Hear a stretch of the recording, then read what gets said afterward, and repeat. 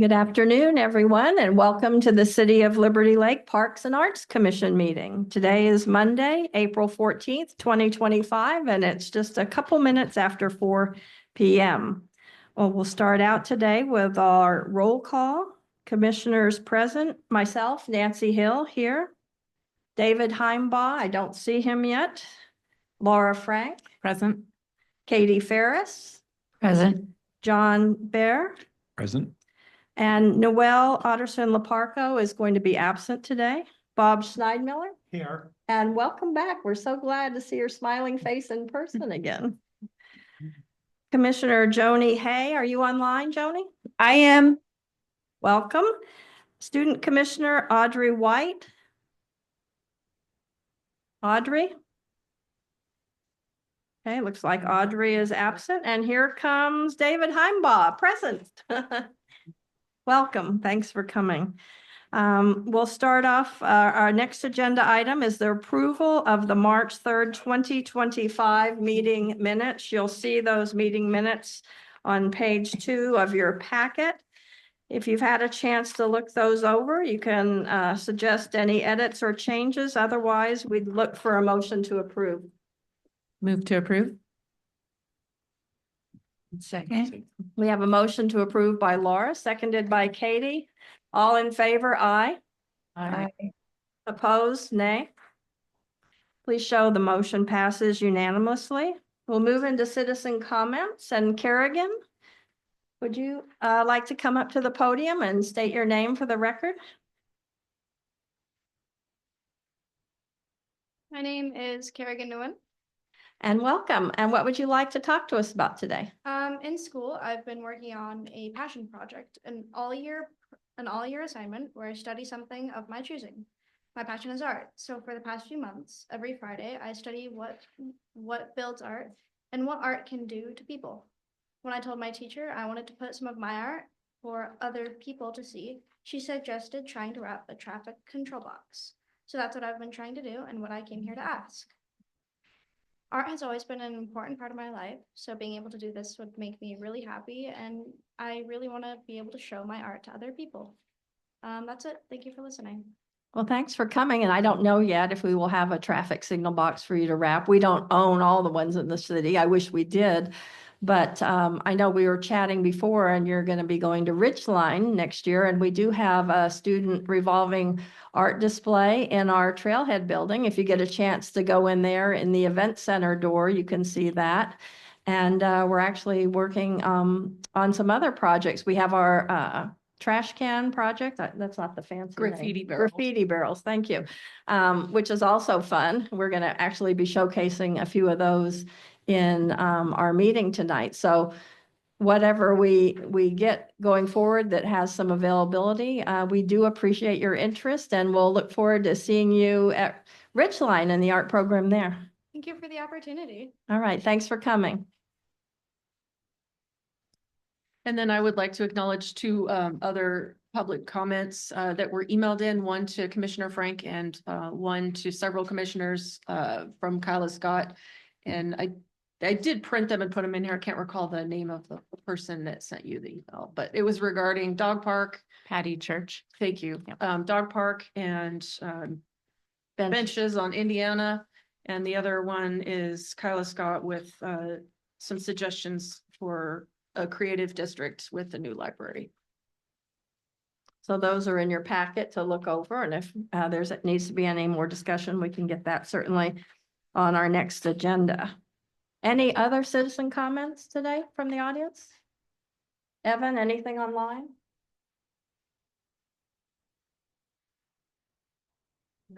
No. Seeing no further citizen comments, we'll move into our action items, and we'll start with the Parks Plan presentation. Jen, do you want to introduce this? Sure. It looks like Jen Dial and Lauren Schubring are here. I'm not sure who will be presenting, but I'll let you go ahead and introduce yourselves and kick it off.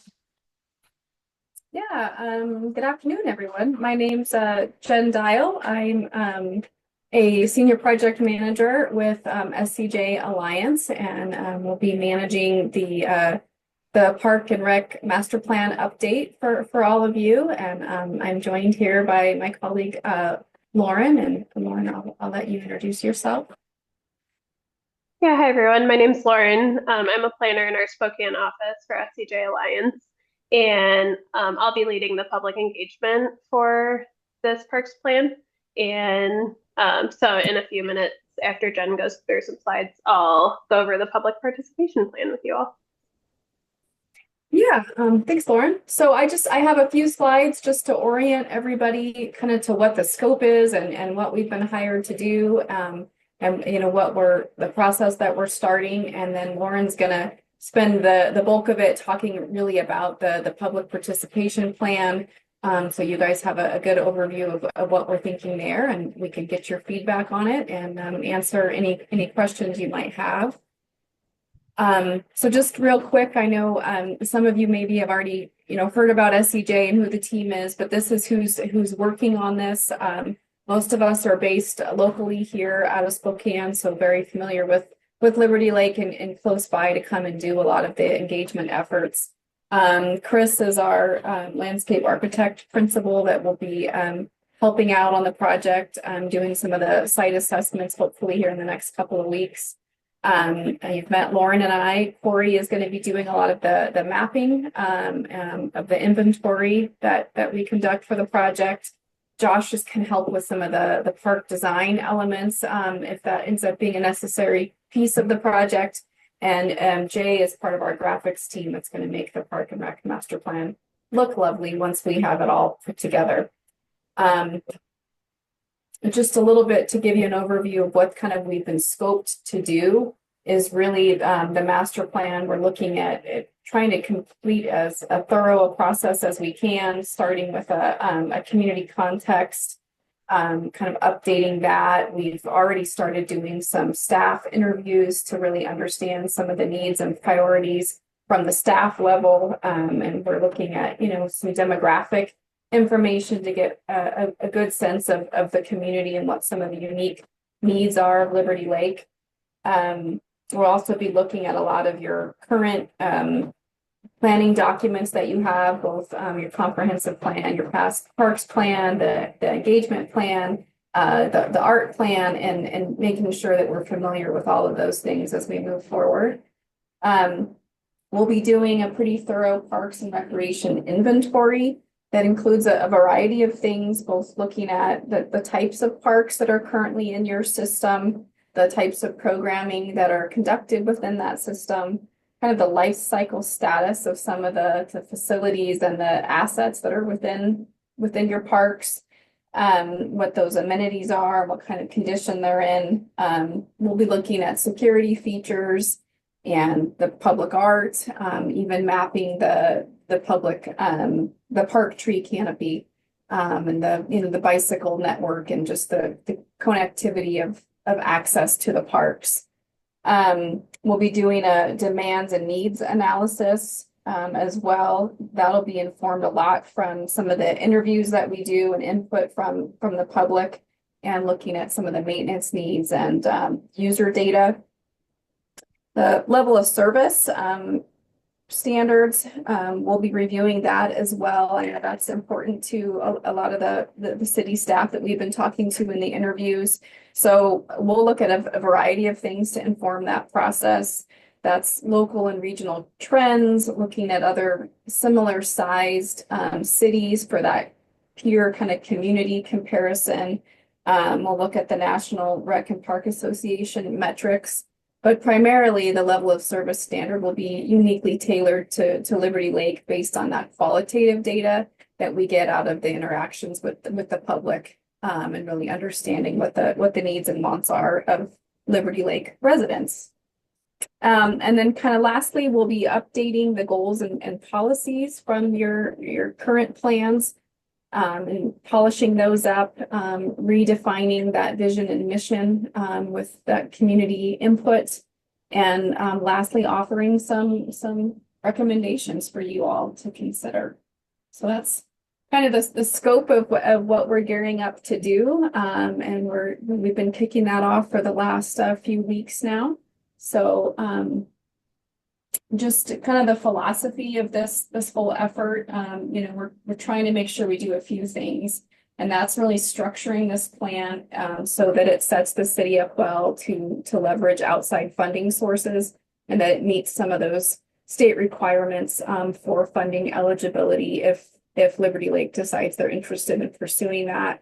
Also making sure it's consistent with the Growth Management Act and some of the park planning requirements that are mandated by the state. And all of that really is rooted in the philosophy that outreach is essential, and that talking to the most members of the community and a good cross section of the community is going to make this plan as successful and as strong as it can be. With that, I'm going to kind of hand it over to Lauren to talk more specifically and in depth about our approach to public outreach and engagement. Great. Yeah, so this slide, I'll go into more detail as we move through the public participation plan. But this slide just kind of highlights that there are a lot of different tools that we can use to make sure that we're engaging the public. And so in the public participation plan, specifically, we chose the ones that we thought would work best as we go about our engagement. Jen, if you can move forward. And I loved even hearing from in the open public comment about I forget her name who spoke, but just about her desire to add art to the community, and we know that that's a focus in this plan. So as we go about this plan, we, especially with working with you all as the Parks and Arts Commission, we'd love to collaborate and know like what your goals are with Liberty Lake, and focusing on art, getting an inventory of current art locations and styles, maybe figuring out how we can incorporate art creatively into the plan, actually. Jen, would you have anything else to add on this art piece specifically before I get into the plan? Just that, we know that this is an important aspect of the planning effort. And so, we're not just looking in terms of that inventory and needs analysis that I mentioned earlier and typical park amenities. We're also looking at the art inventory in the community as well. Yeah, absolutely. Yeah, so then moving into the public participation plan, this is the document where we outline kind of what our intentions are as we move through the process and share a timeline. And it's an active document, so it will continue to evolve as we move through this process and figure out how we can best engage residents and people who visit Liberty Lake as well. So some of our objectives for the public participation as part of this plan are to inform residents, make sure that they know that this plan is happening and different ways that they can be involved, exchange information and make sure that we hear really what they would like to see in their parks as we move through this. Really make sure that the information that we hear from them through our public participation efforts is actually guiding the plan. We want to be inclusive and have a really intentional effort to engage all different sectors of the community, all different incomes, races, ages, different groups that might just experience parks in different ways. We want to provide access to all of the engagement events and be intentional about that. Just making sure that the events that we actually have are accessible. So whether that is a workshop that people actually come to and us really getting the word out about it, or actually going to where people already are, or just having online surveys so that people can give us their feedback from their home and in a way that might not take as much effort. And we also want to be really transparent through the whole planning process as we develop the plan and implement it. Just make sure people know that they can talk with us, and yeah, there's nothing to hide, only things that we want to learn and collaborate with the community about. So we'll use many different communication channels to get the word out and to try to engage the public too. There will be a project website that's actually hosted by Liberty Lake through the already existing website. We'll use social media, mailers, and city communications as appropriate. Same with local newspapers, even email, and trying to partner with like local businesses and groups that might already have email lists where they could get the word out about the plan and engagement opportunities. We're, of course, you all with the Parks and Arts Commission, and then on Wednesday we'll talk with the Public Engagement Commission as well, and then presentations to city staff, commissions, and city council as needed and appropriate. Yeah, and then right now, what's on our mind for engagement topics are these are listed here, but this will continue to evolve as well. But some of the main topics that we're really wanting to hear from people about are what are their current park, trail, and open space uses, and what does that inventory look like? Just getting an understanding of that. Public art displays and opportunities, the bike and trail networks and their connectivity, facility use and needs, desired system improvements that people would like to see, recreational programming and special events, and then expectations and preferences from the various user groups in the city. Okay, so in the public engagement or public participation plan, this is all outlined a lot more also, but each of these things has a timeline associated with it too. So in April, what we're starting to kick off, and this will continue into May, is doing stakeholder interviews with city staff just to kind of set a foundation and build our knowledge base as we enter into this plan, trying to understand some of the things that we should know. And then on Thursday, May 22nd, from 4 o'clock to 6 o'clock at the Trailhead Event Center, we will have our kickoff workshop for this plan, and we'll have a flyer to share soon, but I really hope that you all could try to save the date and try to attend.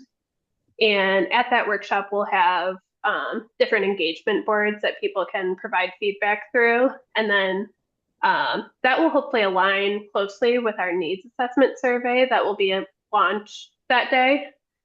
And that survey will be community-wide, so we'll try to share that with everyone who we possibly could through Liberty Lake. And that will be open through June 25th. And yeah, and after that's complete, then we'll provide a survey summary of those results as well. And then we'll also do community stakeholder interviews. So not just talking with city staff, but talking with some local stakeholders from different groups, just about how they might use the park system and different things that we should be aware of. That's also a great time to try to talk with certain groups that may not be heard from as regularly in these planning processes, trying to understand how different user groups or just different groups like people with disabilities or youth or racial minorities might use the parks, and different considerations we should have in mind. And then that leads us to early July, where we'll use a software called Social Pinpoint that allows people to provide feedback online using like a mapping software, and people will actually be able to map different points and identify where different improvements are needed. And we'll combine that with a workshop and try to make them kind of go hand in hand, so that people who can't attend the workshop could give their feedback online, or people can come in person and also plot points and give feedback on some of the improvements they'd like to see. And then lastly, at least for this section, is the community priority survey and pop-ups. I know there's a lot of surveys involved, so we're going to try to distinguish those in different ways and how we'll do that with the community priority survey is at this point of the plan, hopefully we'll have some of the top needs identified and know what kind of like a list of top priorities that we've been hearing about. And at that point, we want to try to survey people. We might do it partially in line, but hopefully we'll be doing mostly pop-up events where we can actually go to people where they're already at in the public, whether that's like we're having a pop-up booth outside of a grocery store or at a community event like a farmer's market. And people can start to rank what their priorities are so that then we can continue to develop that in the plan. I think, oh, yep. And for each of those, there is just a deliverable attached to it. So we have some of the dates outlined in the public participation plan for what deliverable can be expected and when. But basically, when each of those steps wraps up, we will have a summary available for you all. And then this is what that timeline looks like. So you can see public participation really is such a core part of the plan overall, and we want to make sure that we're hearing from people through every step of it. So we're starting with engagement right away in April, and you can see it continues to go through September, or maybe even a bit longer. But we'll have kind of different sections to keep moving the engagement forward and hearing about the next part that we need in development of the plan. And yeah, I think that's all from me on the public participation plan, but we really would love your feedback on it. You all know your community so well, and we'd love to like actually truly partner with you as we move this forward. So if you have any ideas of the best events we can be at, the best ways to get the word out about these engagement events, that would be great. We will be presenting this to the Public Engagement Commission on Wednesday evening. So if you have any feedback that you'd like to give to us, especially before then, so that we can make updates before we share it with them, that would be really useful, whether it's right now or if you'd like to reach out via email.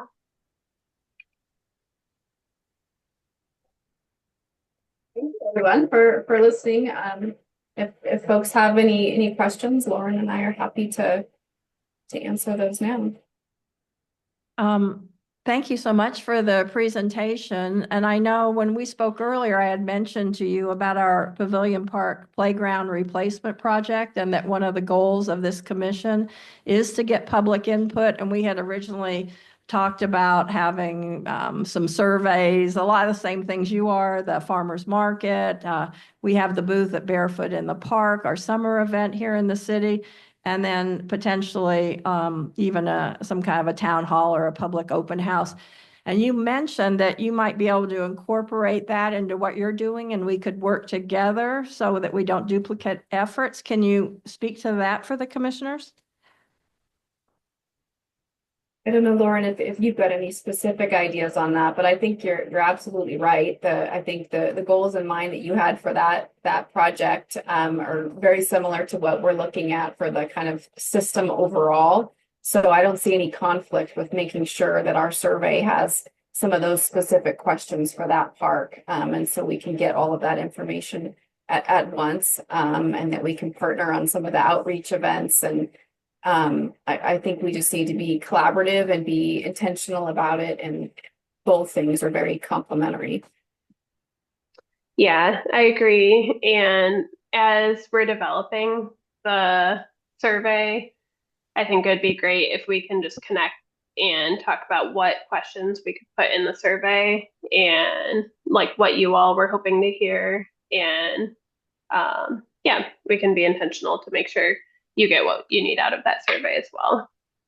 That'd be great. And I know Mikhail, our recreation coordinator, has given you our list of questions that he developed that he thought might be helpful in directing the conversations with the public. So I think you already have those. If not, we can certainly resend. But again, that is a big goal for us. So we just want to make sure that we cover that and what we still need to do versus, what you're going to do and how you're going to incorporate that into your project. Yeah, absolutely. And thanks for bringing that up to make sure that we have that incorporated into our survey. And as I mentioned, there are a lot of surveys. So I think by combining that effort and getting people's feedback in our own needs assessment survey about Pavilion Park, hopefully we'll get more responses for what we're all looking for. Thank you. Commissioners, questions? Katie? I was wondering if you're going to have any communication with the schools in Liberty Lake, like going to any of their events to get feedback of what parents and teachers and people involved in the schools would like to see. Yes. We don't currently have that written in the public participation plan, but I love that idea. We definitely would love to make sure we get the word out through the school district and share, the surveys. But often we don't reach younger people just through an online needs assessment survey. It doesn't sound like the most fun or engaging thing for them to spend their time on. So we have gone to classrooms and have some different engagement techniques. So that'd be great to collaborate on and brainstorm on. Yeah, they may have like a spring event after school, spring carnival or something like that. You could do a pop-up at that. Yeah, that would be great. Yeah, I think, we should look into that sooner than later, because I'm thinking it's already mid-April. Yeah. And I know our schools in Spokane are out, mid to late June. So we'll want to capitalize on that student population when school's still in session. And kind of see what we can make happen. That would be a great way to reach the kiddos in the community. Mm-hmm. Yeah, I'll look into that and actually get it added to the public participation plan also. John? Yes, I just have one suggestion under communication channels, possibly adding the library as a focal point for your outreach as well. Yeah, that's a great suggestion. We will add that. Yeah, because that is a great suggestion, because the library has a lot, they have a whole calendar of events that you could, pick a couple and tag on to. Amazing. Perfect. Yeah, that could be a good way to reach those younger families too. I know there's a lot of programming at libraries kind of geared towards that younger, like preschool, under age 10 kind of demographic. So that might be something we could do too if school's out of session and we can still reach that population that way. Other commissioners, questions? Laura, what about the events in Rocky Hill in the summer, the food trucks and music in the park? That might be. Yeah, I was jotting down a list of Yeah. potential community events that we could share. Great. Any other? I guess we don't have any more questions. Thank you so much. Yeah, thank you for hearing our presentation, and we look forward to collaborating with all of you as we move forward.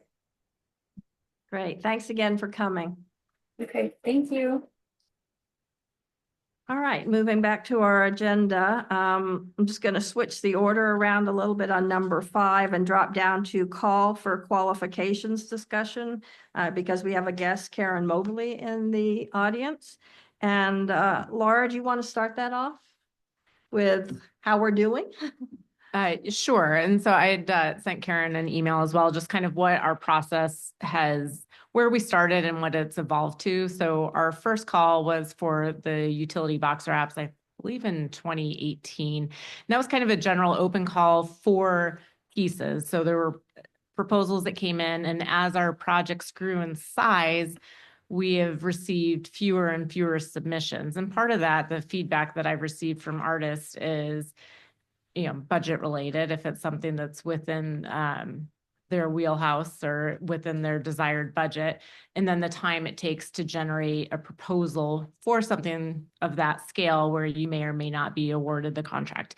And so for this year, we pivoted to a call for qualifications versus a call for proposals. And that was essentially requesting like a portfolio from the artists that would be interested in doing the project so they could show us works that they have completed in other communities that are in line. They may not be exactly what we are looking for within the call, but it would show the kind of the style and scale that the artists are able to provide.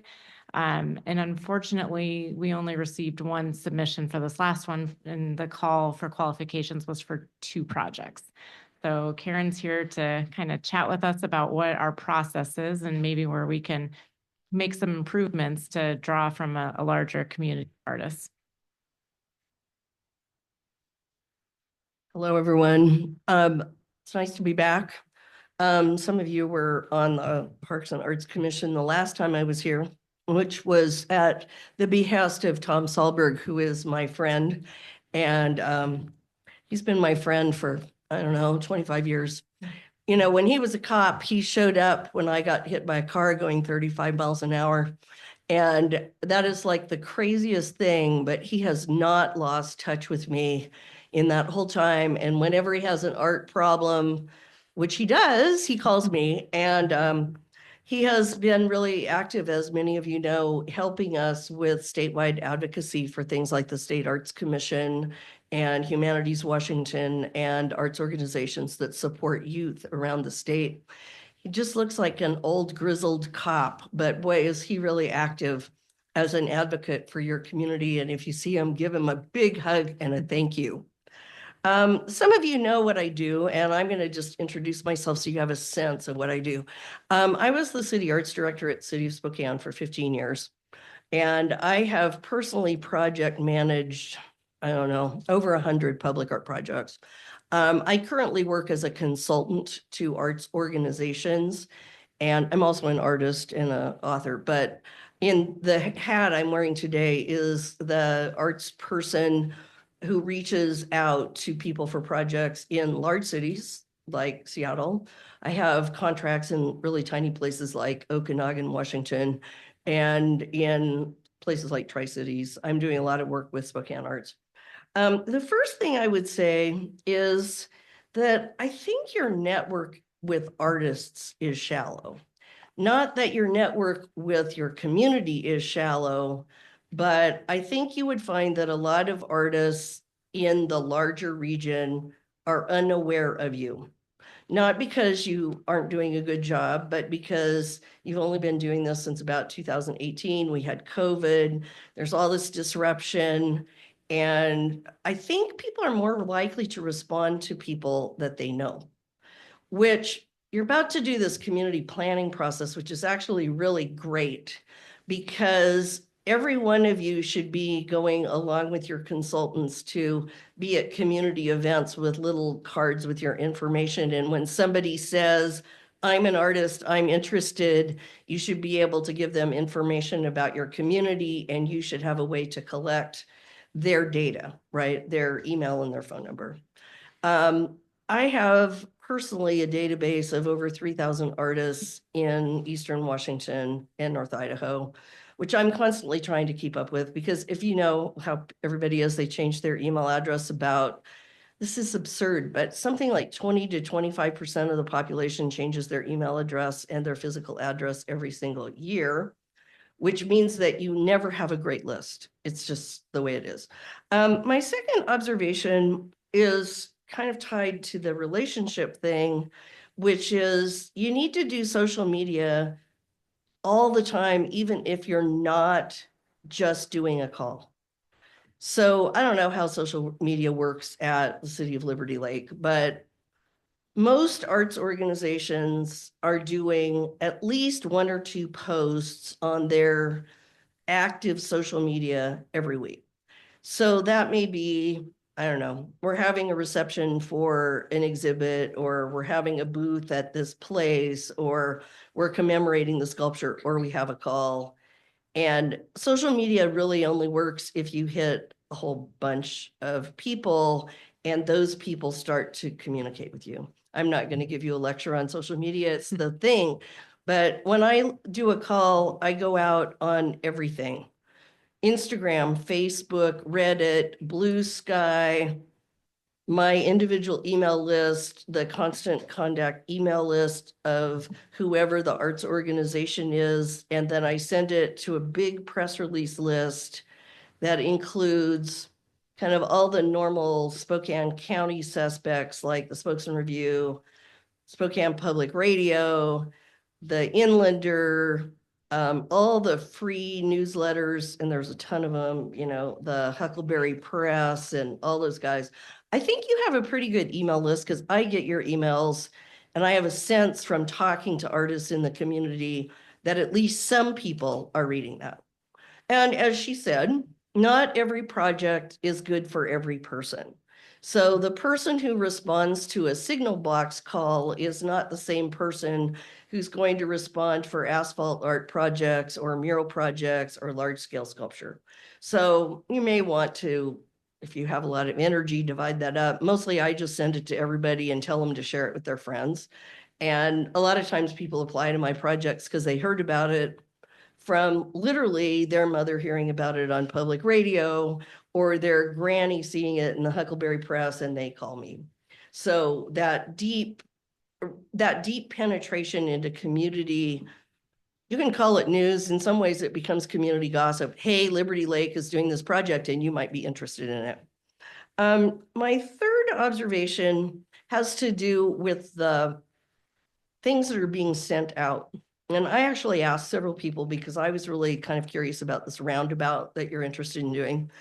And the feedback I got from people was they didn't understand it well enough.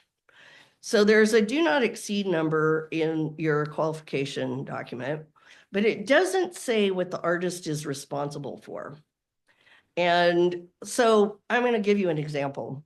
I worked on the big traffic control island across from the downtown convention center where Ken Spearing built the giant red band trout. You remember that? It's been over 10 years ago now, close to 20. That was $100,000 project for Ken and a $200,000 project for the island. So when you see a roundabout project and it has a do not exceed budget of $30,000 or $35,000, the artist's first request to me, if I put out that, would be, what am I paying for in my budget? Is it only the art? Is it the engineering? Is it the footing? Is it the traffic control? You guys have to do traffic control. You're a city. You understand how expensive it is to get an obstruction permit and get somebody out there to do traffic control. So I think maybe having a bigger clarifying paragraph of what the artist's job is in a larger roundabout or park project, so they know what their $30,000 to $35,000 would have to pay for. Because, I mean, I just worked on something in Seattle where the traffic control budget exceeded your entire roundabout budget. So people with experience, especially people who've had bad experiences, they're going to look at that and go, oh, maybe that's not enough. The other thing is we're in a really, really unstable and insecure environment for acquisition of concrete and steel.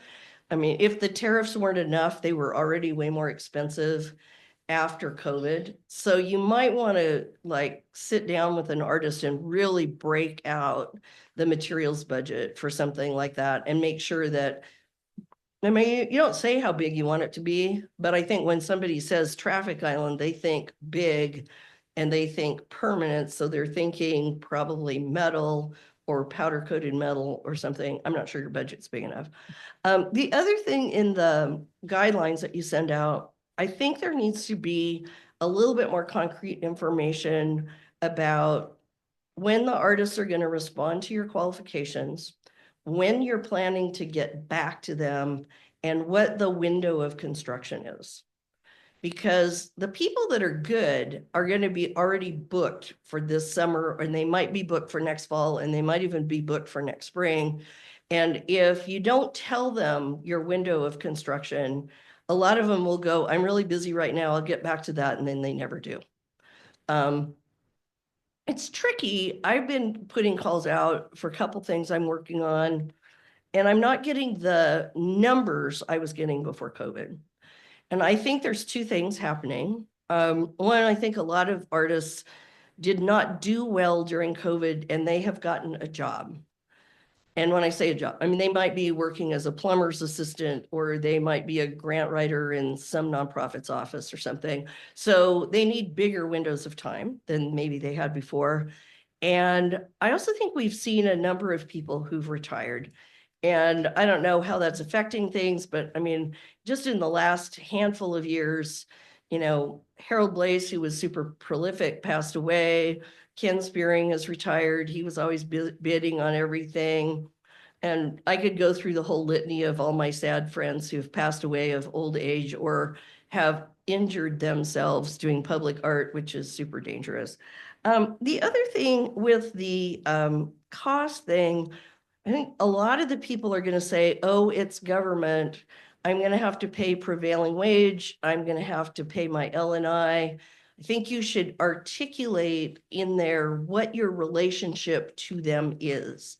So will they, I don't know if that makes sense, but will they be working directly for your city? Will they be working for, in some cases, I have projects where my artists that I work on selection for a city may actually be a subcontractor under the road construction company or the person building the library or whatever. The other thing that could be helpful is having pre-proposal conversation. And this is where your email and social media could be useful. If you have a good list and you know you're going to be asking somebody to propose for a roundabout, you might literally say, we will be standing at the intersection where the roundabout is on Tuesday afternoon at 3 p.m. with the project engineer or whoever is there to talk about what we're doing before you apply. Sometimes that works great. I mean, people, especially if you give them free coffee, I'm not kidding. But you have to have enough of a relationship with them that when you invite them to come meet the project engineer or whoever you're going to ask them to talk to, that they're willing to show up. That's a useful thing. The other thing, which seems sort of obvious, but I don't think we always do it. Most of the projects I'm working on, especially larger scale sculpture projects, we actually pay a design stipend for the final 3 before they get the project. So if you're asking somebody to come in and fully develop something that has a site plan, that has really detailed construction details for materials and has an engineering estimate and estimates of engineering and all those things, they're going to spend, depending upon what it is, somewhere between 2 and 10 days putting that together.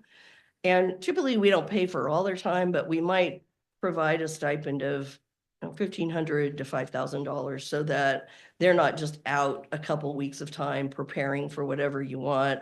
And artists, a lot of them, to be fair, they don't get treated very well. And a lot of times the thing of giving them a stipend of $1,500 will bring them over to actually applying for something. Is that something that you recommend including in the call? Because that is in our budgeted line item that we discussed. Yes, I would include it in the call. And I would say total project budget X. These things will be covered by the city. Artist finalists will receive a stipend of X. Okay, the roundabout, I mean, this is for sure our largest scale project that we've And you didn't get much kind of of a tackled. response, right? No, we did not. And so that's why I'm asking, because we had talked as a commission that we would narrow it down to the top 3 and offer a stipend to those to develop a concept proposal So and then fine tune it. But, and there is additional funding in the budgeted line item for the commission as a project to be able to handle some of the things that you mentioned in terms of footing and installation support. So, Right. I think they'll want to know that.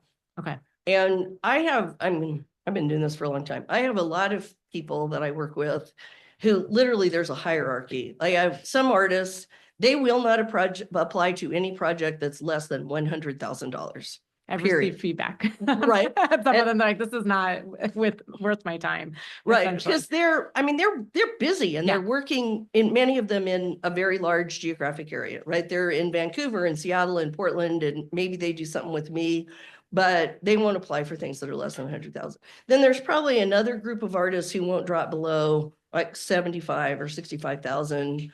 And then there's people who won't drop below 35,000. I think at 30 to 35 or whatever was in that prospectus that you sent me, you're more likely to get an artist within driving distance. There's not enough money in that amount to pay for somebody who's from a bigger metropolitan area to drive or fly to Spokane to work on their project, right? And I mean, you know how much it costs to stay in a hotel post-COVID. Mhm. Most of the time they are not bidding up. You're going to get mostly locals if you're at that budget. You're maybe Sandpoint, Coeur d'Alene, Spokane, maybe Ritzville and Pullman, maybe Okanagan, Wenatchee, but you're not going to get people from much further away for that kind of budget. And then the other thing I think that they're going to want to know, which I think you know because you know how to flesh out the whole budget, they're going to want to know what I guess I'm going to say, like, what am I going to get paid? So you figure, I mean, I don't have to do retail math for you, but I will. If you do a project and the project budget is 30,000, the artist, if they're going to bid on it at 30,000, they need to be able to buy all their materials and their shipping and everything for no more than about $15,000 to $17,000, or they can't afford to do it because they need to pay themselves. And in many cases, they have to pay for their shop or their shop assistant or whatever. So when you're looking at a budget that's that big, that's not really the budget for the art, that's the budget for the person's project, right? And so you drop that like by half probably. Anyway, so there's that. The other thing, and you guys have done well, I think, with this, is being sure to reach out to what are conceivably your partner organizations. So it seems to me like, in addition to reaching out to me, reaching out to Spokane Arts and making sure that they know that you're doing something and get it in their newsletter, reaching out to the Arts Commission in Pullman and Sandpoint and Coeur d'Alene, making sure that it gets posted on all those goofy artist sites on Facebook. And no offense to Facebook, but there's a million artist sites on Facebook. Spokane Art Calls is a good one for things like this, but there's a lot of them. And I don't know who does social media for City of Liberty Lake or for the Arts Commission, but it's probably good if you have a busybody from your volunteer board who gets on Facebook and tracks all those and says hello and here's what's going on. And it's not everybody's bag. I was totally a social media averse, and now I've decided we're either going to swim with them or die. So we better do it. Anyway, so those are a few of my suggestions. I would also say that if you really are having trouble, there are people that you can contract with who might help you with something like this. Like I know Spokane Arts has Shelby Allison and me and a couple other people who contract with them. And we do some of this public art management for other cities and other groups in the region. So like Spokane Arts contracts with the city, but they also contract with the city libraries and they contract with, other cities around. And frankly, we contract with Avista and the Sports Commission and other people. I mean, I think you guys probably have the technical skills to do this. And I was really surprised when you didn't get a robust response to your roundabout, but I think it was because they didn't really understand what it meant. Okay. Anyway, does anybody have any questions about that? No, that was super informative. I feel like I just learned, took 101. Well, and if you're really interested, not that you're going to do this, but every couple of years I teach arts administration at Whitworth, and this is one class, just this part, right? The getting people to apply to stuff. It's just one class session.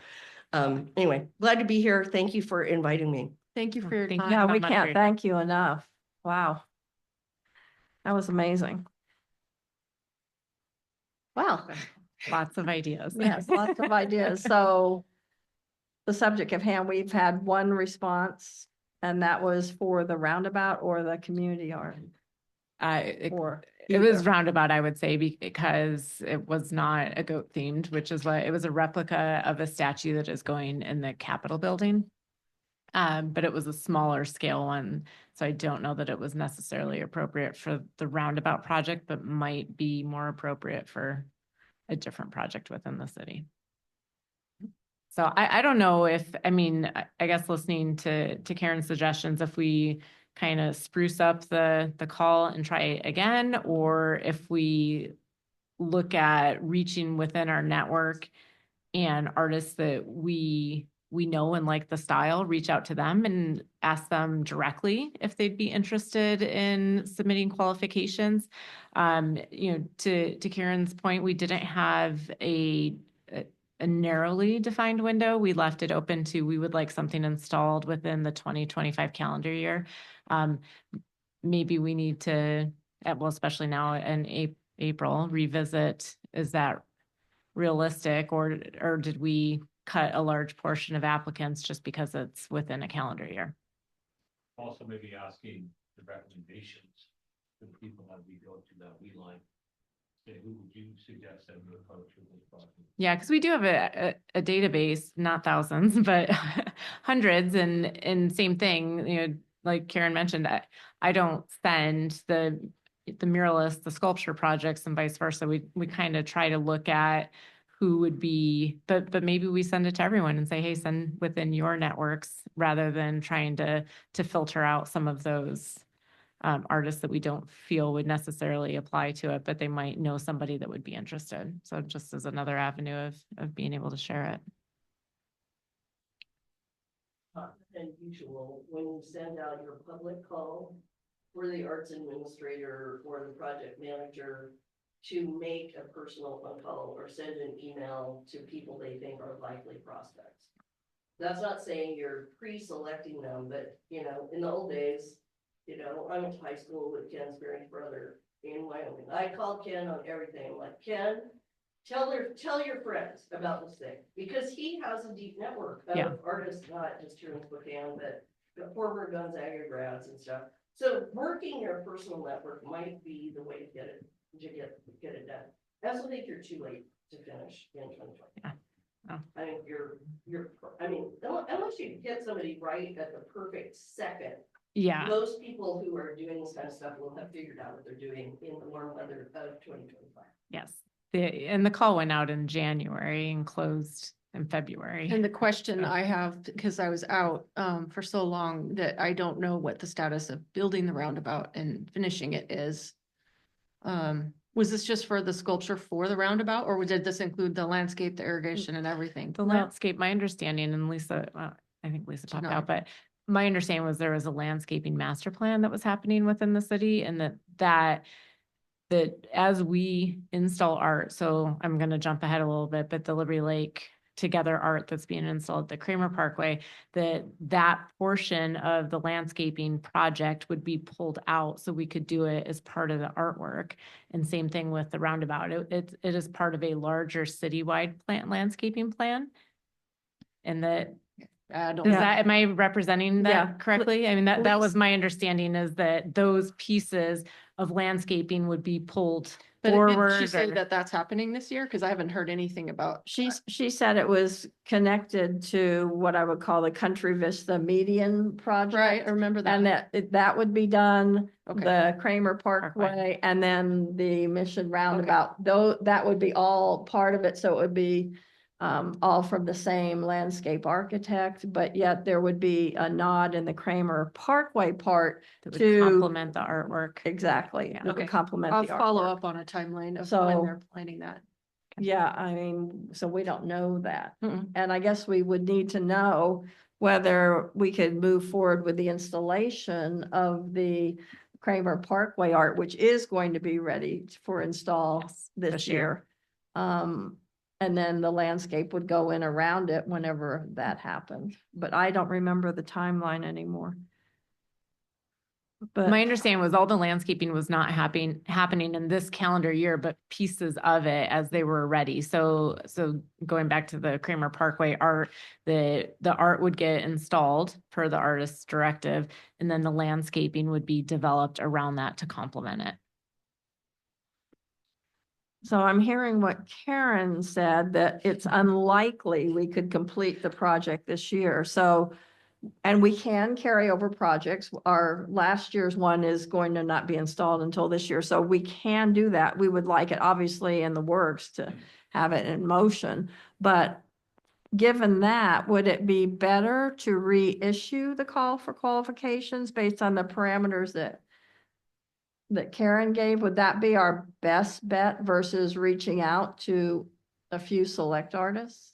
Well, I think I'd start and rewrite the request for qualifications and make sure that you add in the design stipend money, a couple of those things that are baked, right?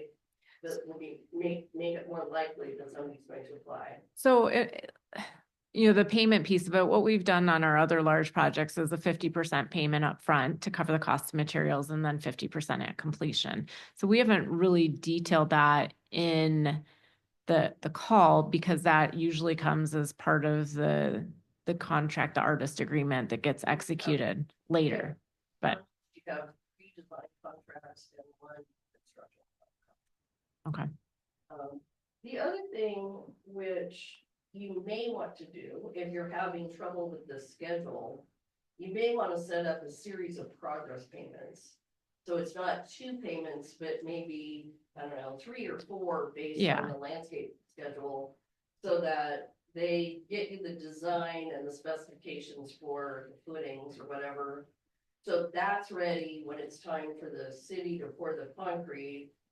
And then they have a construction schedule that mates in with the next, and I don't know what the construction schedule is, but a lot of my projects have like sometimes as many as 10 progress payments.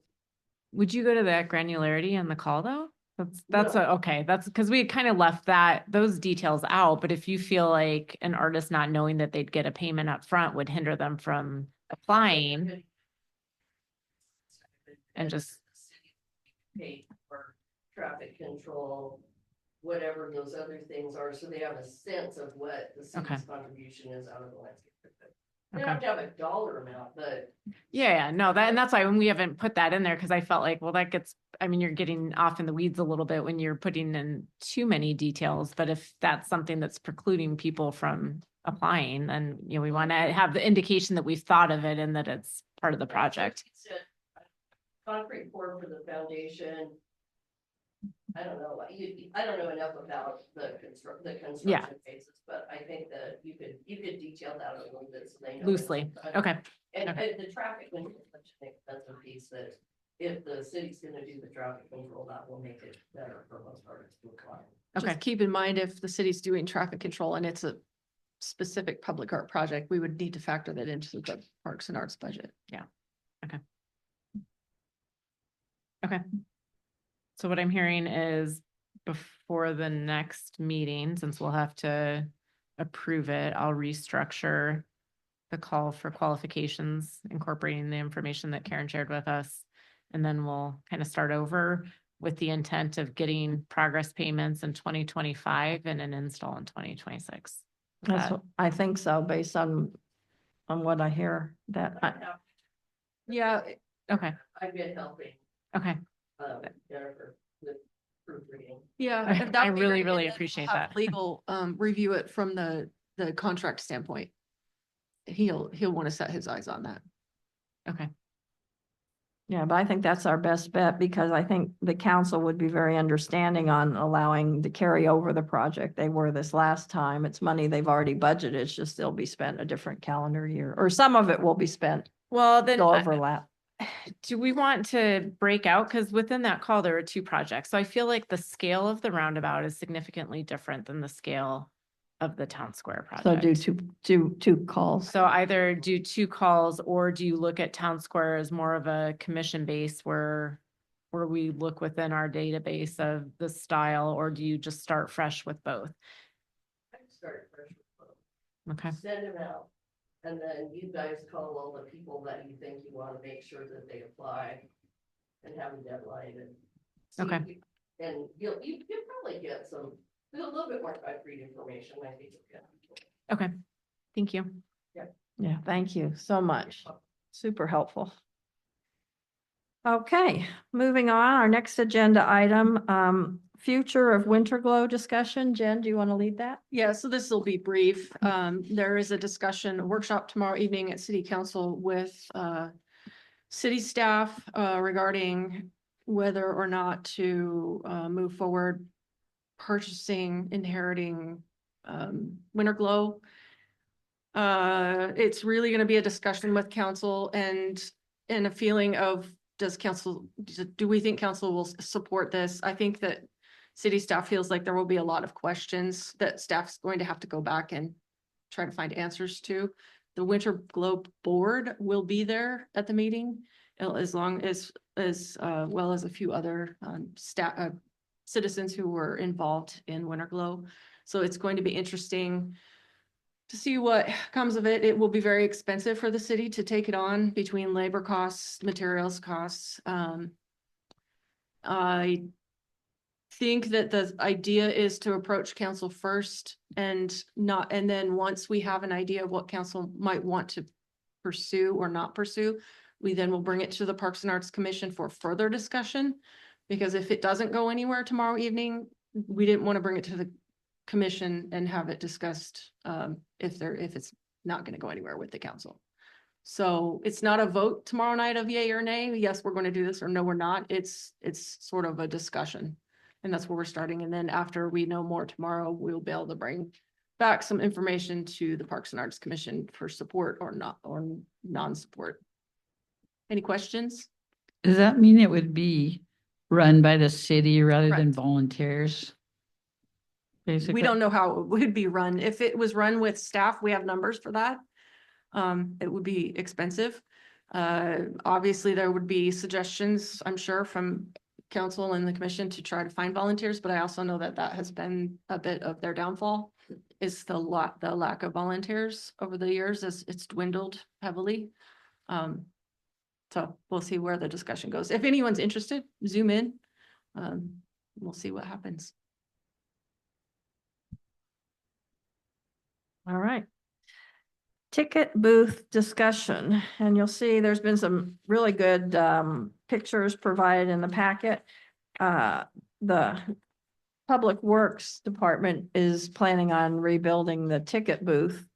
And then originally we were gonna, paint it, get some kind of mural that would tie it into the mural in the concession stand restroom area. And I went over there, and the ticket booth houses a whole lot of electrical information, or not information, equipment. So it's important that it keeps that, and that's what they use for events and stuff in the park. So looking at these pictures, you can see, I like this one that shows our current one and then the original one. So there's an opportunity for some design changes, although we were told by Public Works that the roof on the original one would be not a simple project. Public Works was planning on working within their facilities department to do the redo in-house. They would re-side it and fix some of the molding and re-roof it if necessary. And then we've gotten some public input. And do you want to talk a little bit about that, Laura, from the historical folks? Yeah, so when Public Works approached us, they were planning on replacing it with a horizontal plank siding. And so we had asked the Historical Society if they could provide us with a picture of the original. And then it kind of went from there of, is this an opportunity to make it more in line with the original? The intent of this project and what it was budgeted for was an in-kind replacement. So there would be, to my understanding, no permitting, no redesign, no engineering. Where it currently is, and to Nancy's point, it's housing equipment that we don't necessarily want to be looking at as you're sitting in the park. it is not possible to return it to its original design. You have electrical clearances that need to be maintained, and you also have a door for access, which changes those clearances, and that is how the current design came to be. So I think where we left off was kind of, let's put a pause on the project until we decide what we want to do. Do we want the current booth just rebuilt in kind, recognizing it's not completely true to the original historical building? Or do you take it down and hide the electrical equipment in some other manner and build a more historically accurate ticket booth in a different location? So those are kind of the original architect, or the architect that worked on the project originally provided the drawings and said, I'm happy to consult if it's something that we want to, or would be interested in consulting if we decided to do a redesign. One other note on this was that, the window, the ticketing window or the inset is substantially larger than the original. This was also slated as a project for next year as an extension of the mural that's currently at the park. So within that window, you would have, a ticket collector or something that we would work with Ralph to do a continuation of the mural onto the ticket stand. Did I miss anything? Right. And one thing, but if you look at the fact that Laura said we have to have the electrical there, and the electrical's got to be in something you can open a door and access. So if we don't keep that as a ticket booth, that thing is basically going to stay there. And so if we try to build a more authentic ticket booth somewhere else, one, there is no nearby location to do that because the opposite end of the pavilion, the ground drops down. We can't have it in front because that's viewing for the stage. So it's almost like we just have to deal with what we have, which wouldn't be completely authentic, but we would have an opportunity to have it cool with the ticket person in the window. And Yeah, there's some art opportunity within that. And the other thing I'd like to point out is the landscaping that used to obscure it is now gone because that's where we're going to put the historical outlook board. So whereas before, which is what led to the rebuild, honestly, is that it was in a state of disrepair, but it wasn't viewable or visible before from the park, whereas now with the landscaping removed, it is highly visible. yeah, so we just need to decide what direction we go. I mean, if we want the ticket booth by the pavilion, it's almost like it has to stay there. And it has to be kind of like it is because there's a bunch of electrical, to move that would be almost impossible. So do we just want to have them redo the siding and the molding and use the drawings and do this best they can, and then we'll come back in next year and get the artist? Or does somebody have another idea? Laura, you brought up something about we could not reconstruct it. If we're gonna replace the siding, why don't we just take it down and rebuild around it? We wouldn't be able to reconstruct it in the original dimensions. So it is basically the footing staying the same. It'll be re-sided, Bigger. It's big. yes, yeah, it's more, this is quite a bit larger. We just take the dimension, they're bigger, and make it look more like. I think if we, and Jen, this is a question for you, is if we stray from the original, then you're a new building and you'd need design and permitting and, right? Or is that not? No, the not case? necessarily. Ben and his staff, our Public Works Director, Ben Turner, he's confident they could rebuild it basically like in kind and do their best to match it. They're gonna struggle with the curve of the roof line. And then the size was the other issue. Because the original is smaller than the one that's existing. So those were the two big. Remember that panel all the way across. Yes. Mhm. We cannot change. You the can't si- change the We cannot shrink the size of the But- footprint. Otherwise, they feel confident they could come really close to matching it. Why I asked him to be here tonight. I don't know. I would just think that if you took down the physical booth with the exception of leaving something holding the board up. And just took the original and made it a little bit wider, it looked just I think that would be, you're gonna put siding and take off and redo the roof on the existing one, it wouldn't be much more thought process and effort to just make it look more like the one we have, but just wider. I- We just need the width of the backboard when you open the door of that panels.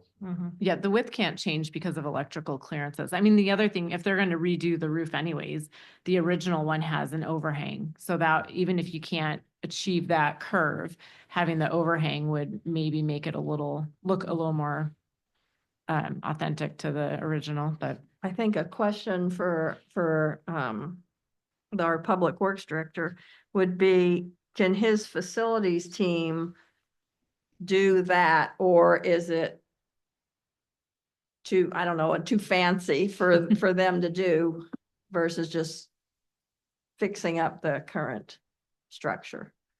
So that I don't know.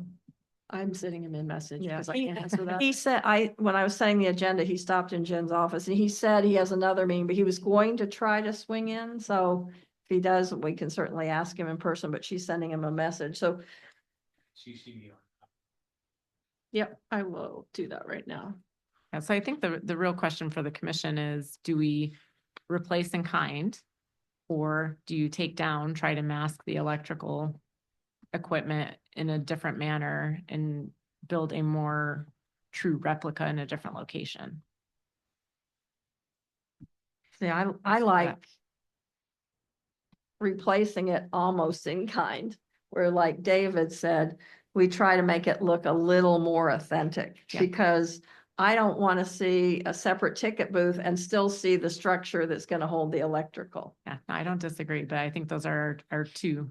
Yeah. So that Options. technology, that board is how old, 20 years old? 1996. Okay, so. I'm just wondering, I'm not an electrician, but I'm just wondering if there are more condensed panels. I mean, obviously one electrical work. But I would think that the technology in a panel that's 30 years old is probably looks a little different today if they were doing something. Yeah, and he said that there are options for the power, whether it be moving it, making it different, but that's where you get into dollars. Expense Yeah, is a that's huge right. factor. Yeah. So, I mean. And we don't have- Personally, I think just building around it, if you're gonna tear it down, just make it a little bit wider. It's not that much more wide. And do what they can do to make the roof look like it. That would be my suggestion. Yeah. I mean, if they make the roof look more authentic with the overhang and the shape of the roof on the current size structure. Well, I think the ideas that we've just discussed here in the last few minutes are the right direction to go. And I'm all for that. Well, I think we're gonna need some answers on if they can take what they have there and make it look more like the authentic one. And the key to that is gonna be the roof. So you were asking initially, do we want to table it? Or, No, I think as the discussion continued, it was said, let's table it for a discussion. Sorry, there's an overuse of discussion there. As we were talking about it and reviewing it with the Public Works, and then we got some feedback from the Historical Society and the architect, it started spiraling a little bit in terms of the scope. And so we said, let's table it until the commission can talk about it and make a recommendation. So is it the pleasure of the commission that that's gonna be our ticket booth, but we want them to make it look more like the original, If possible. yeah, I if think possible? that- And if not, we have to come back Yeah. and talk about it. Yeah, Well, the pavilion has a history Mhm. of being there, okay? And so whatever we're talking about, ticket booth, whatever we do needs to fit within the realm of the pavilion.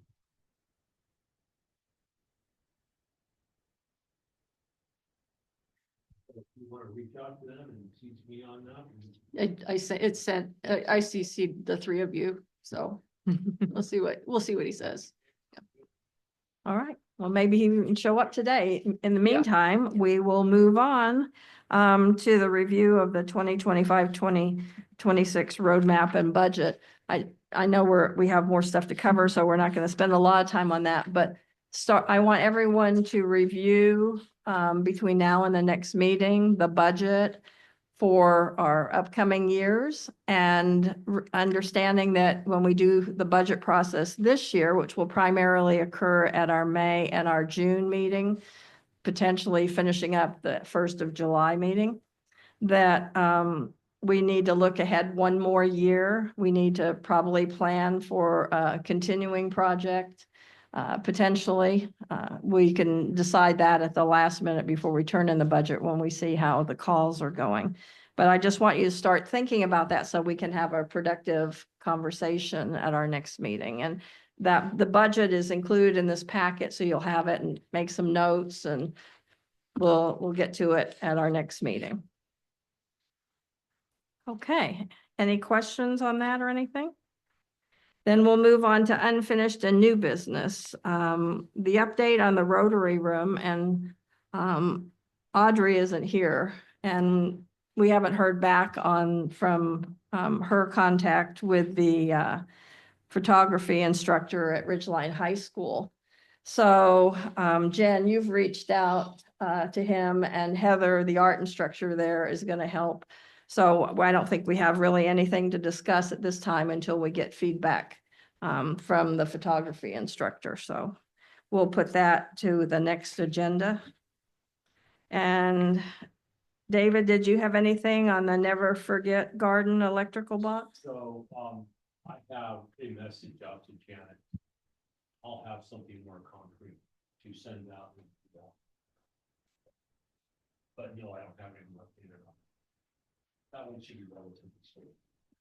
And, just for conversation purposes, Kerrigan did express an interest in doing an electrical box, and that is by Selkirk Elementary. We could see what we get from the other folks about it. She did send me something, but it's somewhere. Yeah. Anymore, so I reached out to her to get have a full. Yeah, so. Kind of honestly, it's been outside of mind. Were we still thinking the Never Forget Rose? Is that where we in? She had a design that they had, and then he sent it to me, and then with the mix up with the email, I don't have access to any email. She sent 2 images, I think, of suggestions She based said on. it was a patriotic, and then in our last meeting, we had discussed doing a picture of the rose that they bush that it's based on. I think it's the Tomb of the Unknown Soldier or the Never Forget. There's a specific rose that they had, so then it would blend into the landscaping was what I recall just discussing last meeting. I'll have something concrete as soon as I get something back. If anybody has her email from February, March, early March, where she sent an attachment, I don't know if she only sent it to me, but I have reached out to her to have her do something. Okay. I'll have something. for everybody. So we'll put that on the agenda for next meeting.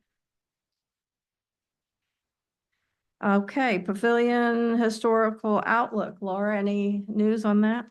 No, the only item that I wanted to bring up was, now that the landscaping has been cleared out, the plaque that's in there, we need to decide where that's going to be relocated to. We had talked about Town Square early on the project, but so if everyone has a chance, just to go take a look at the plaque and see if there's any ideas of where it could be moved to. Because the dimensions of the top plate, I think, are substantial enough that we need to move that. Yes. We had talked about it because, and I need to go read through it again, but it wasn't necessarily specific to Pavilion Park. It was specific to the incorporation of the city, I believe. I'm looking at you, Jen. I don't know if you know. I've looked at it 1,000 times and I can't tell you. Like So, you so said. just if you have a chance, take a look, and then at the next meeting, I just don't want to lose sight of that, we need to figure out where a appropriate location is for it.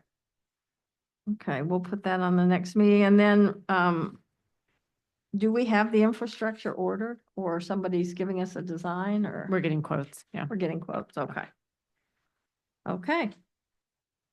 And the Kramer Liberty Lake Together 2024 carryover project. Yes, so she's still there. Mallory and Colleen are cranking away on it. Still, she assured me everything's looking good for an install this summer. I asked her, I met her and Colleen over at the site. She was going to put together a recommendation of where she would like it mounted.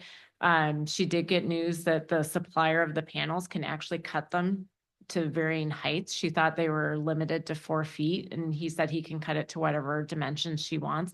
So we won't have to do individual mounting bases anymore, I don't think, because that's how we were going to achieve the variable height. So that's looking good. For the commission, there is is it construction or an installation permit that's required, Jen? I think it's a construction Action. permit. I think it was the $35. It was a low dollar amount, but I'd like to move that the commission cover that cost as part of our budgeted line item versus passing the cost on to the artist. And then the other 2 things, so we'll probably make a motion on that after this, but the engineering, so she had provided the panels. I didn't know, Jen, it seemed like we're gonna have to do some calculations on wind loading. That's something that she had asked us to take care of as part of the installation. So I don't Who know. does that? Do we have I an don't know who- engineer on staff? Yeah. So I'll get together with you after this, because her engineer that looked at the design said, okay, but he did not do wind load calculations. And I didn't know that we would need that for art. We didn't on the one installed in Rocky. So if we do need that, then Yeah, we'll need whatever Lisa stated in her email, which I think that was in there. yeah. So which surprised me for artwork, because we haven't done that in the past. So It's- that's, Building and planning has changed significantly Okay. since we. so did I'll that. follow up with Lisa then Okay. on that, and then see how Yeah, we can do actually, that. she would be the better, I don't. Okay, so I'll follow up with her on that. And then the landscaping piece of it, I'll just tie both of those into the same email with her. And then the last item on that is that we'll want to put a small dedication plaque. So once we have the date of when it will be installed with the title of the piece, so we can either inset that into the concrete base, Hmm. or we can just do it as a standalone like we have at Rocky. So Okay. I don't know if the commission has opinions on that, but the only thing I think we probably need a motion for is to include the permit costs as part of our budget. Would anyone like to entertain a motion? Or can I move? You can move. Okay, I move that the construction permit fees for the Kramer Liberty Lake Together artwork is included in the Parks and Arts budget line item. It's been moved and approved to include the permitting into the Parks and Arts Commission budget. Any questions on the motion? All in favor? I, Opposed? Show the motion is passed unanimously. Thank you for all that. And David, you update on Smarty boards. So the Smarty board for Rockyville Park has been ordered and invoiced. I don't know if we ever heard back on the shipping date yet. She never responded. Mhm. So I'm gonna reach out to her again on that. Yeah. So as soon as we get it, we can work with the city crew to get it installed. I don't know if have we picked out a location? Yeah, at the Mhm. last meeting, Garrett gave us 2 possibilities and we picked So one. that you get it. I find Mhm. that, we'll be good to go, but it is done. I mean, the prototype is done, so I don't see that it takes very long. I'd be surprised if we didn't have. For the end of the Yeah, they did it. Seems like a quick turnaround last time, yeah. Well, thank you for following through on that. I know it's been a little bit of challenge, but we'll get it before the busy season, right? Well, thank you guys for spotting the things I didn't even notice. Tiles that we don't use. The items we don't have. Great. And the exciting news is we'll have a very special tile on this one, 2 of them, right? Mhm. Oh, have you told the rest of the commissioners? No. So So we are going to have a barn, and then we are also going to have a goat on there. But the goat actually, I think, is on isn't there a goat on the Orchard Park? Mm-mm.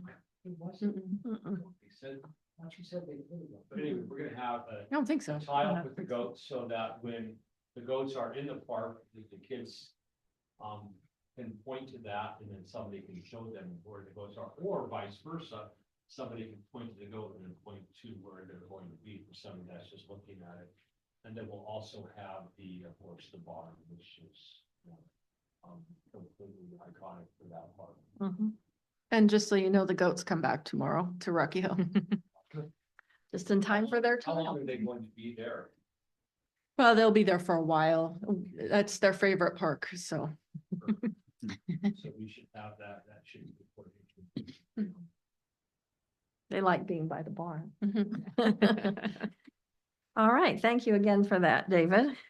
So Story Walk, next steps, we did select the location for the Story Walk and what, I was not the last meeting, so. yeah, it's a long, country vista there. So I talked to Sal at, Spokane Valley Tech. They're, at this point, they're not feeling that they're going to have time. Can I interrupt you for a minute and go back to an agenda item because our Public Works Director has just come in? Would you come to the podium, kind sir? We just had a discussion and we were talking about you. Hopefully it was good. So this has been Turner, our Public Works Director, and we were wondering if we understand that the electrical has to be there. And Well, it doesn't have to be, but be really expensive. yeah, okay, so electrical has to be there. But we wondered if your crew could rebuild it, but make it look just a little bit more like the original one. We had these pictures. Did you see this picture? I don't believe I've seen that picture. You wanna- You know, you took the width of the panel inside on the opposite wall when you open the door. And just build the new box to look like, when the ticket booth to look like the one on the right there. But just wider, because it's gonna need to fit that panel. Sure. Yeah, keep it the same footprint, I believe you're saying, but have it Or look make it more. taller. I don't know, it's a proportion thing, I think. Yeah, there's a couple other pictures on either side of that picture, I think. Uh-huh. There's one in front of the original. I think as long as I think it's what, 3x3, the footprint of the existing stays the same. There's a lot we can do. Now, doing a curved roof That's what I was wondering. is gonna be tough. It would take a while. I mean, we could try, but that's probably the hardest part is doing, because that's some serious craftsmanship that doesn't necessarily exist anymore. I mean, I have a gentleman that used to build boats. And Brian Bachman, he said he could probably figure out how to do it, but it's gonna take probably some time. And then the original roof also, Laura pointed out, has an overhang where the other one doesn't. Yeah, I mean, making an overhang bigger is a pretty easy thing to do. It's really the curve, I think, is the hardest part to craft. It's because we don't do things like that anymore, so that skill is. So the question is, can they rebuild it as close to the original as possible, Mhm. not the 1996, and will it still fit in the budget that we had for it? I think so. I mean, these aren't expensive materials. Yeah, okay. I mean, that's the stuff when we start using expensive woods and things like that, as long as we can use modern materials. And I mean, we couldn't tell from the photo if it was a stained wood, if it was painted brown and white, because the footage is so grainy, it's hard to tell. I don't know if there's any historical data on this, but I think so. I think our Okay. budget was 5,000. Does Yeah, that sound right, Jen? Correct, yeah. I think with just materials, yeah, because the labor is already a sunk cost if the city does it, so. Yeah. That's With what that craftsmanship to create that book, add on dramatically, do you think? I don't know if we're capable of doing it. I have to talk to Brian again, Yeah. because we weren't quite sure. We had some very preliminary discussions before, you all make a decision on it. I could talk to him about it more. But, may have to Hire it out. practice a little, so I don't think it would necessarily raise the cost past the existing budget line item. Unless you have to percent. hire it out. It's just the time, well, If but we the hire it time, out, yeah, it may. you're talking the time, yes, the city staff is doing it, but there's a cost associated with the time that it might extend for them to do that. If, Maybe a little bit. I mean, as long as we could fit it in their existing workload, yeah, I would say it wouldn't count towards the budget line item, but. But is that everyone's preference if they can turn that one into more of an original But you're look? okay with the same height, because it's the proportions won't match, because this is a lot, it looks like a much narrower ticket booth. Yeah. Yeah, we know it can't be narrower.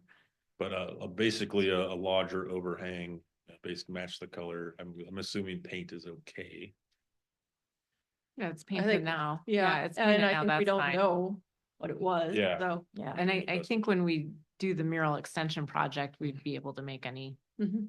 Yeah, you Adjust can that always then, adjust that, like so, you can repaint it yeah. or Would we want him to paint in the window a different color that would be a blank slate for a mural, like white or something, or I don't know Wouldn't that be that's at the discretion necessary. of the artist, maybe? Yeah, the way the mural was completed So it's on the like concession is on panels. board. He did the Yeah. panels in his studio and then installed the panel on. Oh, I Which is see. what So I'd it's recommend actually- for this too. He could just put a panel together that he could affix. Yeah, Mhm. once it's Okay. done. So Makes we would just make it weatherproof.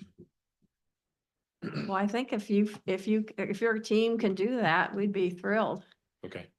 Yeah, like I said, the curved roof, I'm not sure what's on the dome or not a dome, but hopefully that's not anything like copper. Or anything like that. That gets a little pricey, but we can we'll sketch it out and see if we can at least put it together on paper first, and then we can come back to you. And can you email him those pictures for his team? yes, yeah, he was on the, yeah, Yeah. I think. Great. Well, Thank Awesome. you. Thank you so much for coming.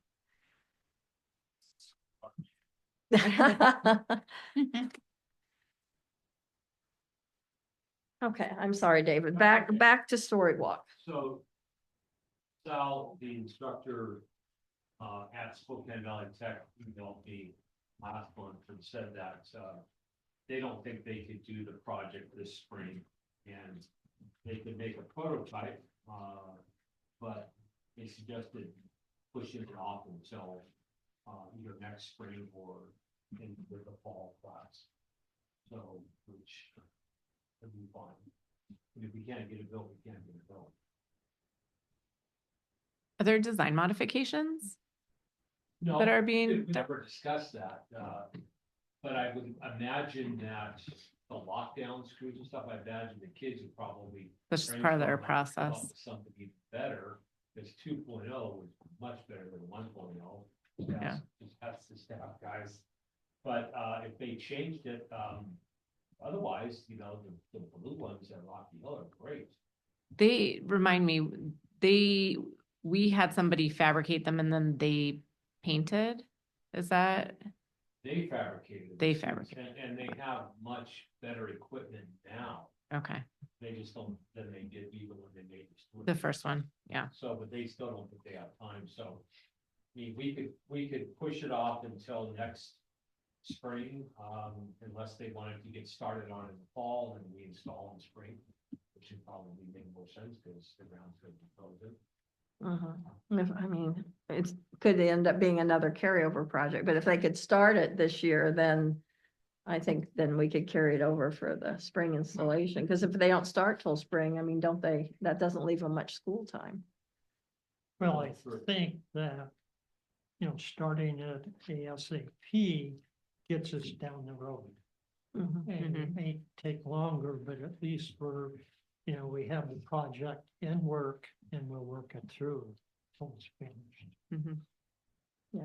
I agree. So they do, I'll ask Sal if they think that a different prototype is in order. But if it's not, then we can keep it the same design, change it to a different color when we get the painting it, we don't need really a prototype. And, Jen, was there any feedback from staff on difficulty using the ones that Rocky or Orchard Park? Mm-mm. Okay. Were those shorter or So we something? made them- we put them shorter. Okay. Yeah, that was the You request. could adjust it, I thought that. So, then I'll reach back out to Sal and say, hey, you know, our existing ones work fine, and so maybe we just plan on constructing them for, starting them in the fall and then have them done in the springtime for us for 2026. Okay, that sounds great. Yeah, if they could start them, if, like Bob said, if we get the project started, then I think then it's a good faith effort by council to, carry over the budget. And we may need to give them some upfront too, for materials and stuff anyway, so. Mhm. Okay, anything else on Story Walk? Staff report, Jen.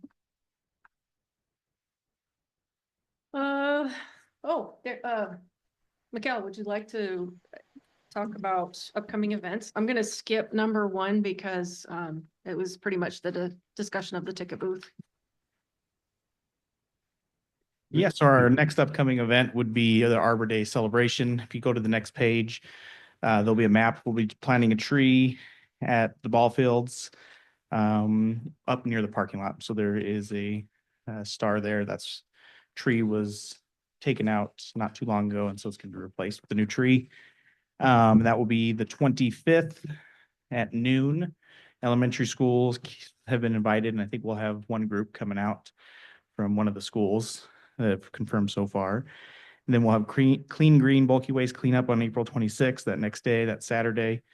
We'll start at 8 and end at 2. And then we're asking everyone to come in from Meadowood and Mission, and then exit from Meadowood and can't remember the name of the street, other side of the park. And then if you did our waste management customer and live inside the city limits, you should have received a coupon for that. And then we have another handful of community event permits that have come through, and we'll have some more community events coming up, farmers market and things like that next month or so. Thank you. Great. And then did you want to talk about the project proposal and the Dragonfly Tree? Yes. So as of last meeting, we were talking about different potential programming. We did have Dragonfly. They came in and did a presentation, and we discussed moving forward with that. And then since then, state law, they're looking at passing some legislation where there's no weapons allowed in parks. And so we don't know what limitations there'll be with that. So we're kind of just putting everything with the archery on hold at this point and kind of see what other options we have moving forward. And then we did receive another program proposal from a paint studio out in, I believe she has a physical location in Post Falls, where she would come out here and potentially do some art in the park, where it's kind of the follow along painting. She would have a painting and then people could follow along. And then she was even thinking about incorporating maybe some like a trail walk, like walk and then paint as well. So she has some different ideas. I was just going to bring that up with the commission here, see if there's interest. And if so, then I would kind of move forward and do some more discussion with her, and then potentially try to come to some type of agreement and put some programming together, some paint classes. Is there any thoughts on that, or? Great. Okay. Non-incorporated part to the art gallery, the old art gallery, art class. I don't even think that anybody doing that. Yeah, the chalet. The shower. Yeah. I think it's a perfect idea. Okay. Well, I will continue communication with her and just kind of an update. I've been meeting with a bunch of different, hopefully more local potential instructors. We talked about climbing, that's still potentially in the work. Reached out to some music instructors, pottery, photography, magic, and some martial arts stuff. So we may have some other things coming up in the next couple meetings as well. That's all I Awesome. have.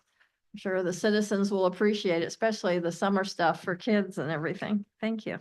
I like that on the art painting that it says minimum age 6, so could be even be a family activity. Correct. Thanks, Mikhail. Thank you.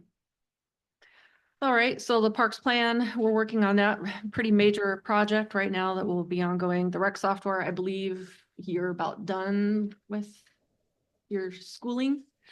Yes, so we've been doing about a month worth of training. I think we have our wrap-up meeting this week.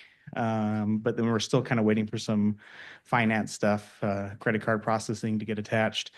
So hopefully the recreation software will be up and running in the next 2 weeks or so, maybe 3. Thank you. And then lastly, Derek wanted to update you all on the graffiti barrels that we just received, or have you picked them up yet? So actually, we just found out that the third one is completed, so we are planning on picking those up this week. And then Heather from the art class is hoping to have everything completed within the next 3 weeks. And then after that, we're planning on possibly bringing a few more to see if we can get those completed before the season or school year is out. And there are photos in your packet of the 2 barrels right now, so. Oh, and then I just lost my place. Sorry, hang on. Oh, I think that's it for now. We have upcoming council meeting on May 18th, 20th. This is what's on Whatever the paper. second Tuesday of May is. Is there anyone who would like to volunteer to provide the Parks and Art That's the report? third Tuesday. Third Tuesday. Did I 20. say second? 20. 20th. Would anybody care to volunteer for the council report for that evening?